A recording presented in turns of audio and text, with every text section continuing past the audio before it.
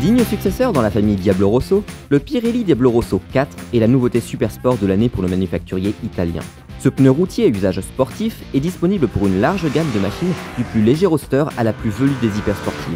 Avec de nombreuses évolutions stylistiques et techniques par rapport au Diablo Rosso 3, le quatrième opus de ce pneumatique conserve la polyvalence reconnue de son aïeul, tout en améliorant encore ses prestations sportives, la stabilité de ses performances dans le temps et sa tenue de route sur le mouillé et le sec.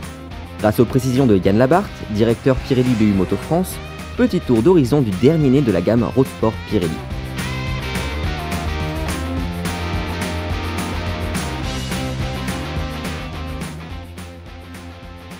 Alors le design, il a deux importances prioritaires, l'une passionnelle et l'autre fonctionnelle.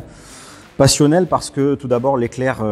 qui est sur le pneu, c'est une marque de fabrique de la famille pneumatique Diablo. Le deuxième, il est fonctionnel. Le design a été étudié en évolution par rapport au Diablo Rosso 3 pour offrir un meilleur drainage sur sol mouillé et une plus grande adhérence sur sol sec et de meilleures prestations sportives avec notamment un taux de sculpture sur les angles médians du pneu avant et du pneu arrière un petit peu réduit par rapport au Diablo Rosso 3. Un des objectifs du cahier des charges, c'était effectivement d'avoir un pneu, pas nécessairement qui dure plus longtemps, mais dont les performances restent homogènes et de très bon niveau plus longtemps. Pour ça,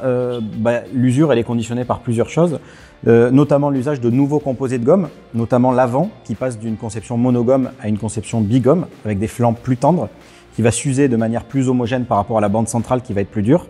Et effectivement, l'usage de rainures intermédiaires qui vont être réduites, qui va, on va dire, permettre à la gomme de s'user moins et d'être plus résistante à l'usure, tout en offrant un meilleur grip sur sol sec et sur sol mouillé aussi grâce à l'usage de composés silicés. Alors sur le mouillé, le grip a été amélioré par rapport au Diablo Rosso 3, par l'optimisation des sculptures, puisque le grip, comme je disais, sur le mouillé provient de la capacité du pneu avant d'assécher la route pour que le pneu arrière puisse passer la puissance. Mais il vient aussi du grip chimique qui est procuré par les nouveaux composés de gomme. Donc comme je l'évoquais, le Rosso 3 était monogomme à l'avant, désormais il est bigomme et on a des mélanges à très forte teneur en silice. Et là en l'occurrence, on a des silices à haute dispersibilité qui permettent à la gomme d'être extrêmement adhérente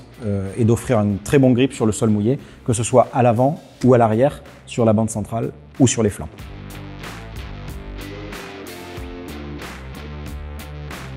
Alors, c'est une des innovations du Diablo Rosso 4, c'est que pour un pneu sportif routier, pour la première fois, la technologie qui est employée pour le pneu arrière est différente selon la taille. Sur des tailles comme le 160-70-17 ou le 180-55-17 jusqu'au 190-50-17, on va se retrouver avec une carcasse qui est spécifique et une structure bigomme cap and base à l'arrière, sur le pneu arrière. Sur des tailles qui sont égales ou supérieures à 190-55-17 jusqu'à 200 par 60 par 17, on va avoir une autre carcasse un petit peu plus rigide et des composés trigomme à l'arrière. Donc ça, c'est une architecture spécifique au Rosso 4, unique pour l'instant dans l'histoire du pneu moto de route, mais c'est une philosophie qui est commune avec l'automobile chez Pirelli, puisque ce qu'on appelle le perfect fit, c'est-à-dire la monte pneumatique parfaite, c'est déjà quelque chose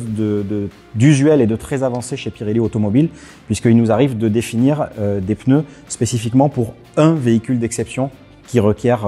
une monte adaptée. Donc on s'oriente dans cette direction-là, dans la moto, pour offrir le plus haut niveau de prestation possible en fonction de la moto.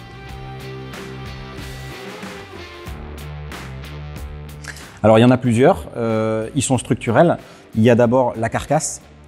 qui est une carcasse, pour vulgariser, moins dense mais plus rigide, qui va autoriser de meilleures prestations sportives et notamment une meilleure stabilité à haute vitesse. Ensuite, il y a le composé de gomme cap and base qui équipe la technologie de ces pneus, c'est-à-dire que la gomme centrale ensuite recouvre la carcasse et les nappes en dessous des zones de gomme plus tendres qu'on va mettre.